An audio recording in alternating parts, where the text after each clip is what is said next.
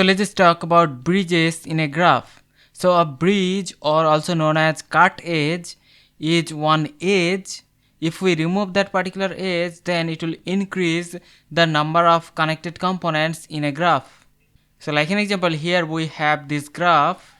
Now in this graph, if we remove this particular edge, still you can see all the nodes are still connected. If we remove this particular edge, now also all the nodes are still connected.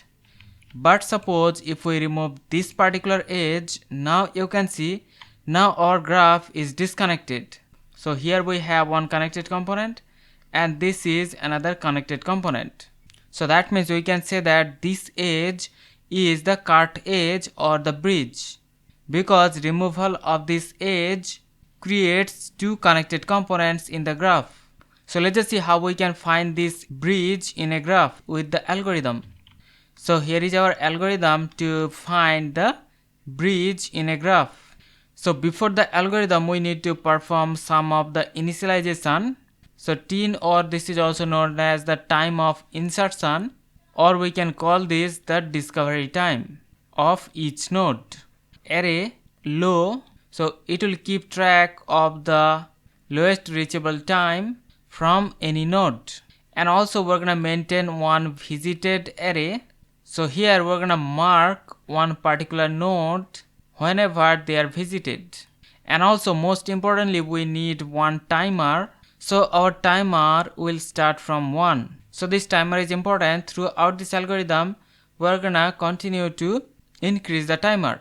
So let's just start from this node A. So as per the algorithm, we have to perform the DFS for all the unvisited nodes. So let's just start from this node A. First of all, we're gonna mark that node as visited. And also we're gonna set the time of insertion, and we're gonna set this to the timer. So because the timer starts from 1, so here the node A will have the discovery time of 1. Now we're gonna traverse all the neighbor, and if the neighbor is the parent, then we're gonna skip that. And we're gonna visit all the unvisited nodes, and we're gonna recursively call the DFS. So that means next we are going to visit the unvisited node B, and here we're gonna assign the timer as 2. So this way we're gonna recursively call the DFS, and we're gonna visit all the unvisited nodes, and we're gonna assign the timer. So here the time is 3. So next we're gonna visit the node D. So here the time will be 4. Next we're gonna visit E. So here the time will be 5. And lastly we're gonna visit the node F, and here the discovery time will be 6. Now while recursively calling the DFS, also we have to update the low for each of the node. So for the node F, we have to calculate the low. So to calculate the low, we have to look all the neighbors except the parent, and we have to get the minimum discovery time among them. So in this case, F has only one neighbor except the parent. So and the neighbor has the discovery time 4. So that means here 4 will be the low for this node F. So currently we are talking about this particular edge. So suppose this is U and this is V. So if the low of V, so that means you are talking about this low. So if that is greater than the discovery time of U, so that this is the discovery time of U. So when this discovery time U is less than this low of V, then we can say that UV is the bridge. So in that case we can say that this particular edge is one bridge. So currently because the low is lesser than this discovery time, so this edge cannot be one bridge. So next we have to update the low for the node E. So except the parent, we're gonna look all the neighbors, and the minimum low will be the low. So here the minimum low is 4, so that means the low will be 4. So currently we are talking about this particular edge. So here this is the U and this is the V. So because the low is not greater than this discovery time of U, so that means this edge cannot be one bridge. Although they are equal, but still this discovery time has to be lesser than this low. So now we're gonna update the low for the node D. So except the parent, we're gonna look all the neighbors, and we're gonna find the minimum low. So here the minimum low is 4. So currently we are talking about this edge.